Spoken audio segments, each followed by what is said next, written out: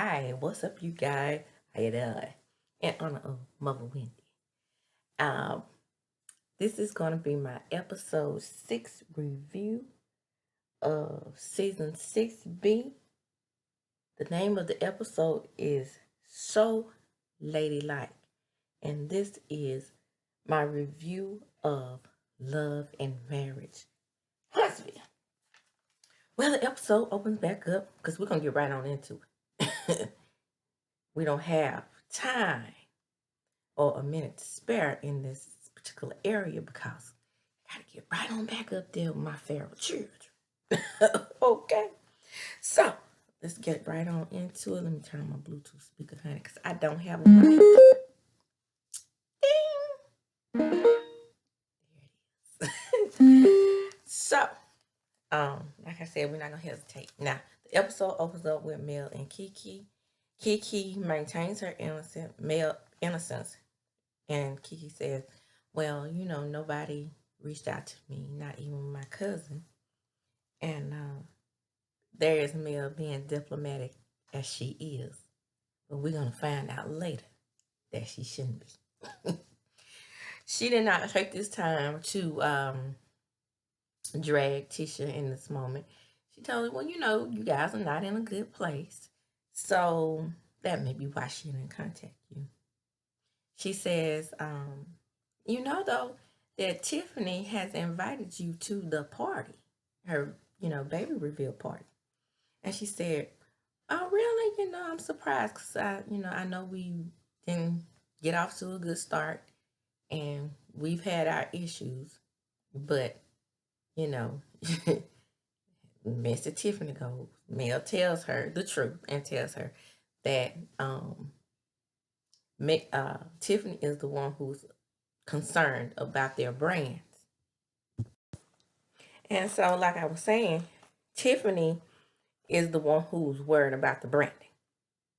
Tiffany, the person who none of us really know what she does. I think she does something like in branding or something like that. And she, goes to different product companies or something like that and informs the companies on how to build their businesses. Yeah, something like that. We know Big Lou's coach. And coaches do make good money. And anyway, Kiki says that in her confessional, she says, well, I'm going to be vindicated and I'm not worried about anything. She tells, when they go back to the scene, she tells Mel that, she can't discuss anything. And then Mel tells her, but, ask her, well, that was you in the video though, right? And she says, I can't discuss that. Perfect. Mel is not judgmental of her. She knows that she needs the time. And we move right along. So this is what I really want to get to. Part 2 of what I really want to get to. Because there's 3 good parts in this whole show we really want to get to. Right? So, Tisha goes over to the renovator. Hey, babe. How you doing? I bought you some a smoothie. And they discuss money. And Marsau in his tickets does what Marsau does best. He gaslights her about the money. So he told her, well, you spend way more money than I do. And then she said, now Tisha is not a dummy by any means, but she follows her husband off the cliff. And he believes that he could say any damn thing to her and she's going to follow. And you'll see here that that's exactly what happens. So she was like, but you buy a bigger ticket. Babe, you buy bigger ticket items. And he's like, well, you bought a purse. How much was your purse? But babe, I'm not going to answer that question. Right. And then she said, well, what about the budget for the furniture? And he says, how about we rent some furniture or get it wholesale overseas? Now, again, I think he's gaslighting her at this moment. I don't think he has any intention of getting any furniture overseas. Notice I said overseas. The rental comment, he might have been being facetious, but at the same time, we know that going through different lawsuits can be a strain on your budget. And they say, well, babe, what about the lawsuit? Well, when you're successful, when you're successful and you're as big as I am, me and my hips, people gonna come out the woodworks and try to sue you. You ain't Michael Jackson, fool. Yeah, if we talking about Michael Jackson, people came out of the woodworks to sue him. But then again, he was worth $550 million. Moving right along. So, in this instance, he gaslights her to the point where he makes her feel like this whole conversation and the disagreement over the money is her fault. And she tries to talk her way out of it, but she cannot play verbal gymnastics with old legs and hips. So the only thing she does is acquiesces and apologize. Then he says, well, you can at least apologize. Babe, I apologize. Ooh-wee. I hope when they get home and him and his missing teeth at the top and his children and Tisha, and when they're at the dinner table, I hope that these are not the type of conversations that they always have, and he does give her some respect. However, we do know last S6B, his boy had to get him straight and tell him, don't talk to my mama like that. So,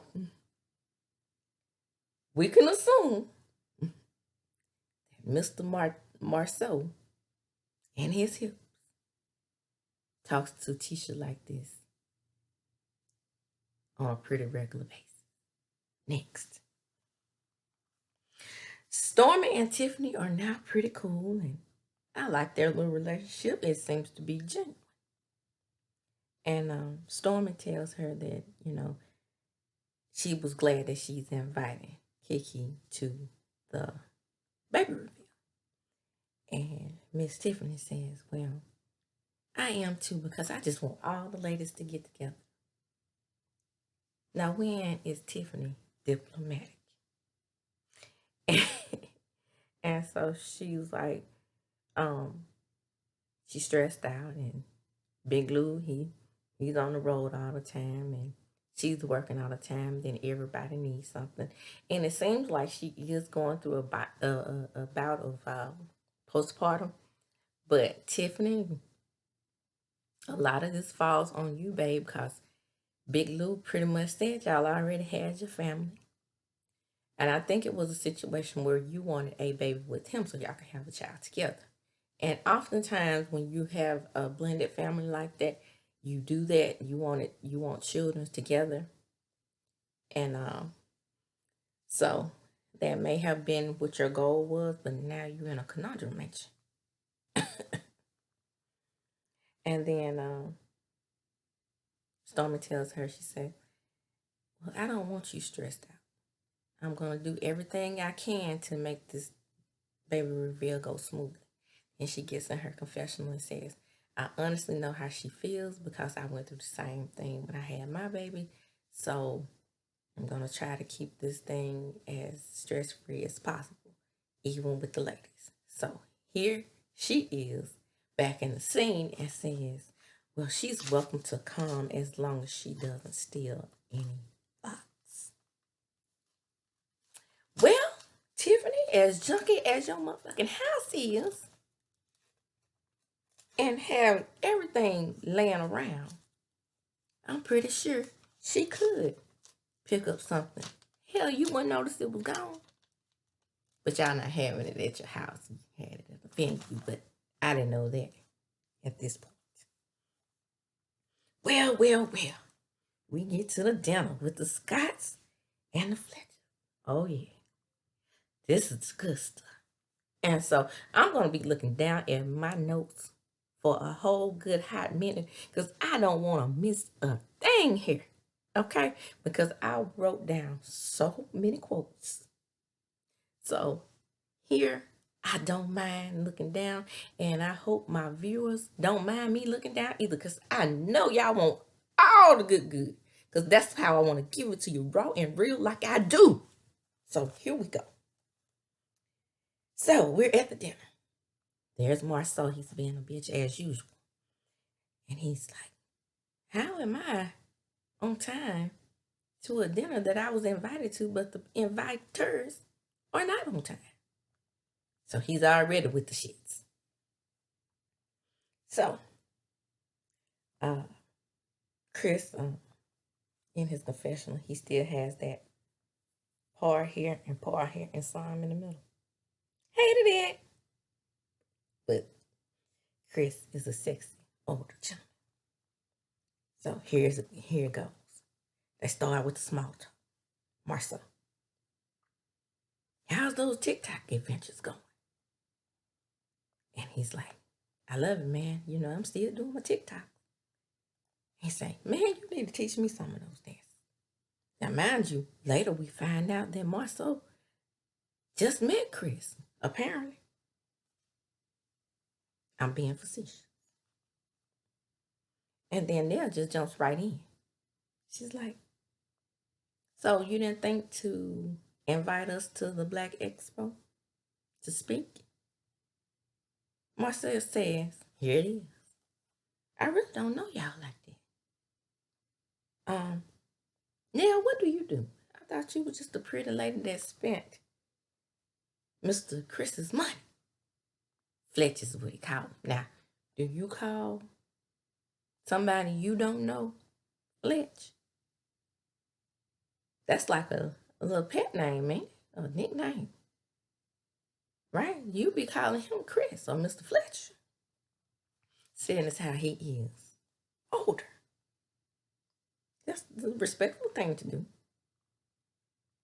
Marsau says, well, you know, that's what I thought. And Fletcher says, hold up. This is not a pretty woman that just spends my money. She has her own businesses. Well, I didn't know that. According to Marsau and his hips. We're going to call him Myrtle too because that means man, girdle. So if you catch me saying Myrtle, I am talking about Marsau. And he's like, well, you know, I wasn't aware that you had your own business. What do you do? And Tisha comes, babe, she has a whole daycare. A whole daycare.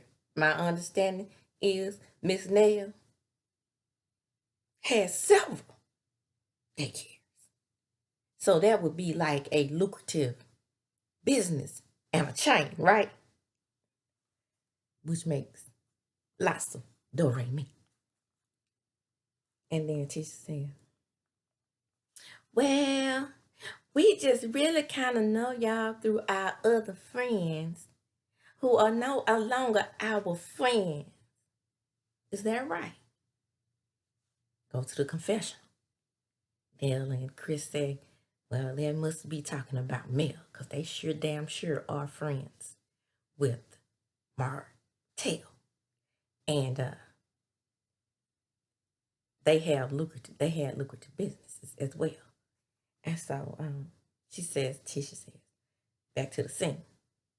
Well, we just try to keep our distance. Nell says, okay, I'm going to ride with that, but it's bullshit. Back to the confessional. Nell says, I'm a businesswoman over 29 years. And we together built our business. Tell it, Nell. unlike Miss Tisha. And she's saying unlike Miss Tisha because Miss Tisha sat over there and let Marsau and his hips get away with thinking that he is the only one that runs a lucrative business. And he's the head of the household and head of the business. And so Chris is like, well, you can't belittle what the host did.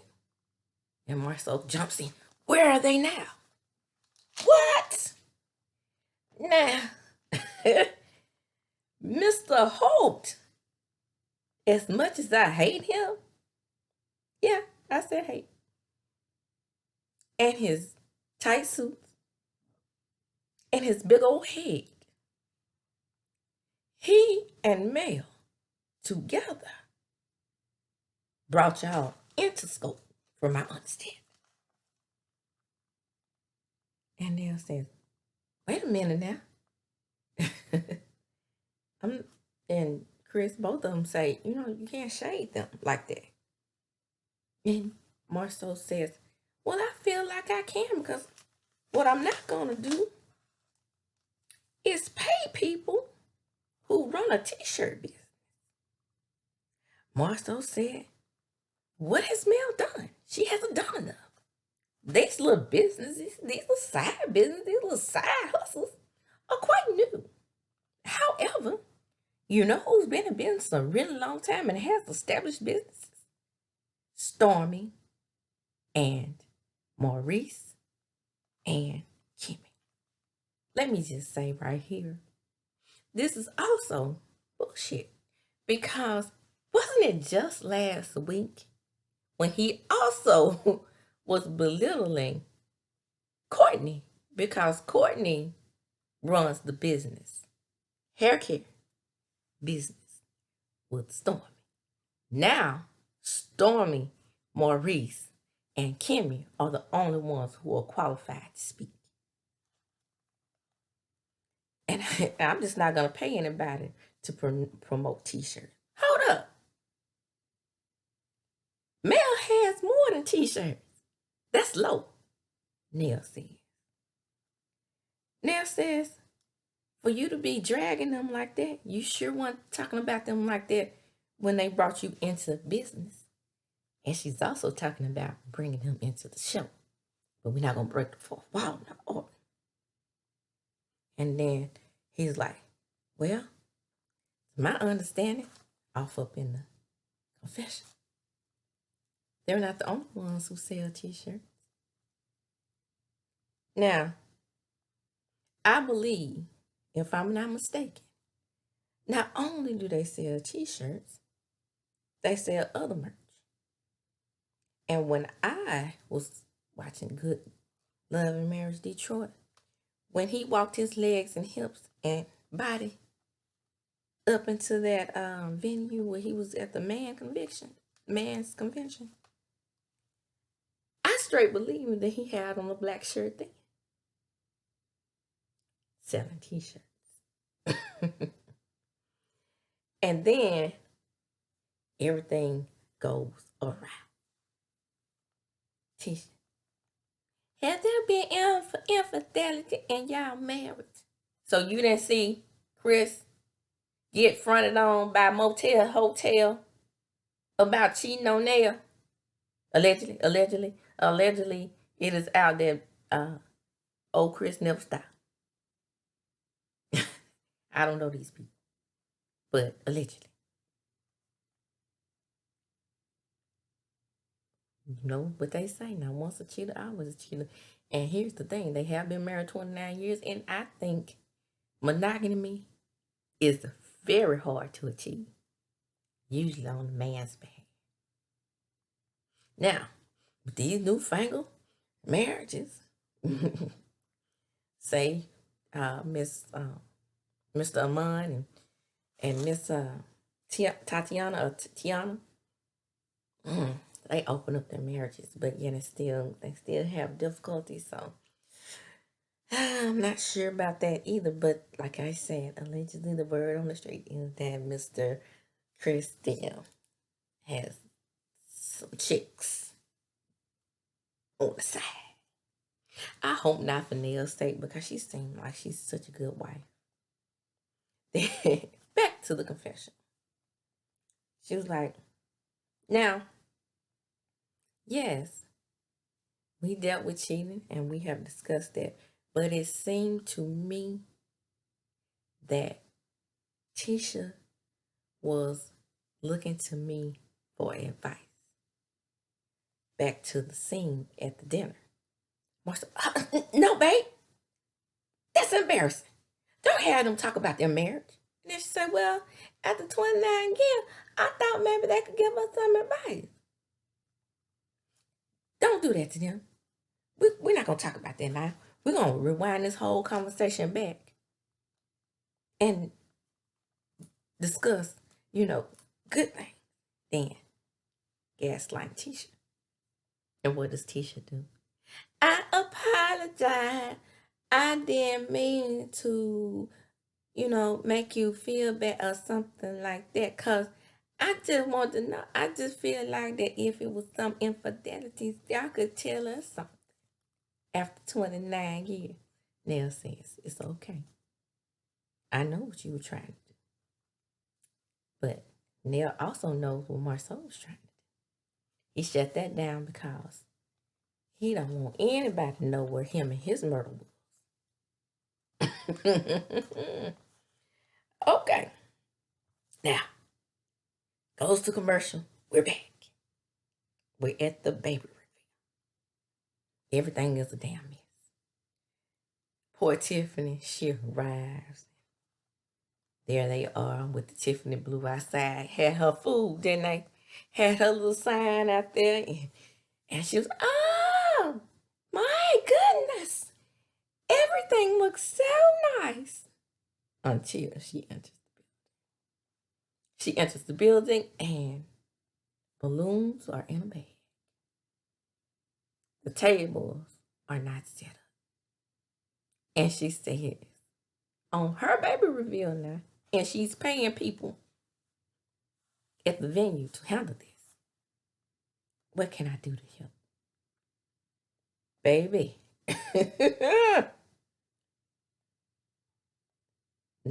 Couldn't be me.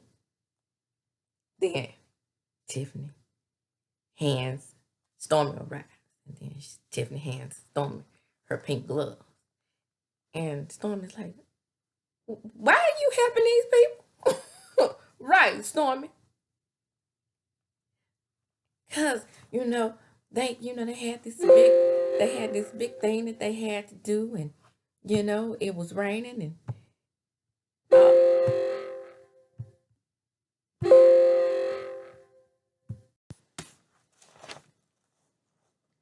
I'm back. And it was raining, and so, I guess in order to get the ball rolling, here's your pink glove. Let's get this thing popping. Then Kimmy arrived. And Kimmy says, wait a minute. Looking at her watch and says, I know I'm on time. What in the world is going on here? And Kim's like, the food wasn't ready. The decorations weren't ready. The tables weren't set up. And there is Kimmy, professional as she is, because she's done catering before. And I probably would have to ask these people for a small discount because that was a mess. But, hey, Mel comes in. Baby, when I tell you that I'm about to try to get everything Mel says in this last scene, Mel comes in. Hi, Stormy. Stormy fumbles in her purse. Then they get to talking about the Black Expo. But before that, I want to talk about what Tiffany says, what Mel says in her confession. She says, well, I know that Stormy saw me, and I know she heard me speak to her. Her fumbling in her purse, that just let me know that she was trying not to speak. That's okay. Anyway, back to the reveal. And Mel says, well, I'm at the reveal, but I've already met the baby. And Tim said, oh my God, Mel. No. I didn't think you were going to tell that. What you thought? Say what? Mel knows how to run the show, though. Slight digs at the rest of them. Very slight and undercover. But, takes the clock. So they bring up the Black Expo. And Mel, do you think Tisha's coming? And then Storm was like, well, I hope she comes. Kim said, well, Stormy, it didn't appear that you and Tisha left things on good terms. And Stormy says, well, I wasn't the only one perturbed, but yes, I was perturbed. And then Tiffany says why she was perturbed. Well, I was perturbed because, it was supposed to be the core 6. Kimmy jumps in and says, yes, it was. It originally was the core 6. But then Tiffany clocked that and said, well, why did they invite Stormy to speak? And then, Stormy lets it out right here. Well, they might as well not to let me speak because it was a shit show. And Mel said, huh? And she said, yeah, it was a shit show. They were unorganized, and then they had enough nerve to ask me for $100. Kimmy said, well, actually, I didn't know about the $100 because I thought it was a free event. And then when I talked to Maurice is the one who told me that we had to pay. Now, in a previous review, because I've only reviewed this show one other time, but I did talk about the trailer. So in my previous review and the trailer, I did say that now Stormy sees how Myrtle and his wife are in business. And it was no way that I know Stormy could think that she was going to have a different experience with these people that Mel had. Mel knew them longer. And you see how they treated her. So Stormy thought that she was getting on the winning team. Now, Stormy is smart. And Stormy is a very compassionate person. It's just that she is with, I don't know if I mentioned it, how she was compassionate with when she said that about stealing those locks. Miss Stormy didn't say a word, right? Because she has not judged her at any point. Kiki, that is. So, now it's time for Mel and Nell to have their conversation about the dinner. Well, it gets popped off, right? Tisha, Nell tells Mel again. Nell tells Mel about the dinner, and she says that she told him that she wanted to move forward. And then Mel's like, well, I thought they were. I thought we had moved forward. Then she says, well, Tisha kind of alluded to they weren't clear on, how to proceed with Fletch and I because of you and Martell. You especially. And then Mel says, well, I've never blocked anything from y'all in the past. I mean, their friendship wasn't that important when I told them to go over there and told you all to go over there and patronize their business, buy their merch. Well, Nell says, Myrtle said that the only people that were qualified to speak were Stormy and Kimmy and Maurice because they've been in business long. Mel, why are they in my pockets? Why are they count my coin? Then he's like, then she said, I could have shaded them the same way they did me because I thought we agreed not to throw jabs. If we're going to throw jabs, we can throw jabs. I could easily say that I didn't want to speak at someone's event who has a $5.5 million lawsuit against them. Anyway, truth be told, I've been running businesses since 2008.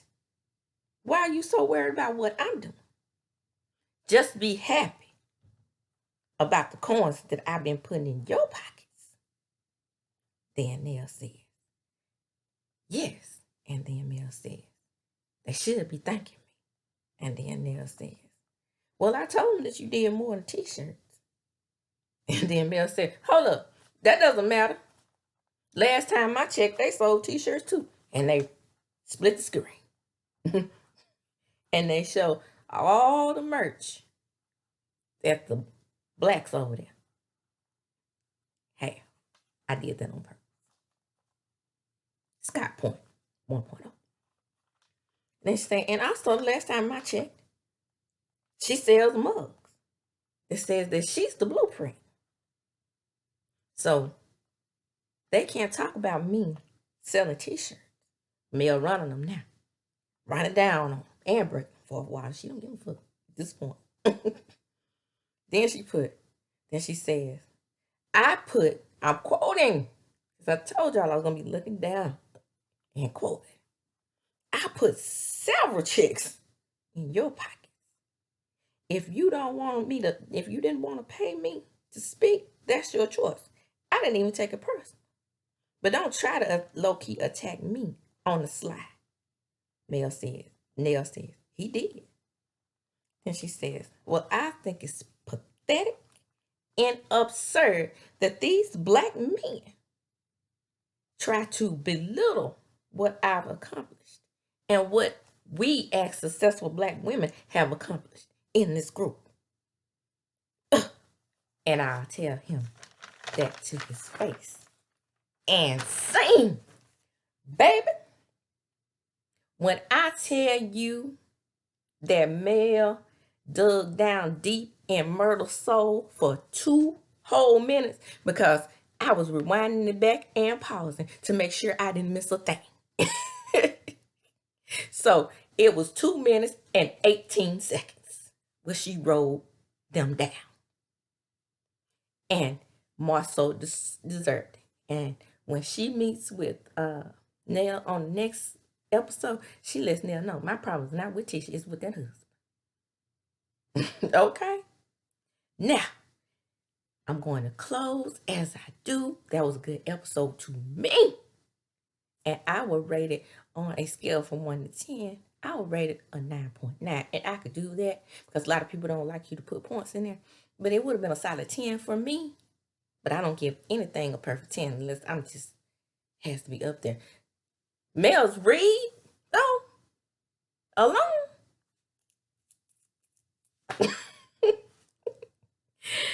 Again, these are country conversations. Thank you so much for viewing my videos. Like I said, I am getting good views. I need the likes. I need the likes and the subscriptions to go up. But the views, I know you're watching. So again, thank you so much. Anyway, I'm out. And as I do, I tried to give it to you real and raw. And I'm going to say deuces. Bye now. And what's up, you?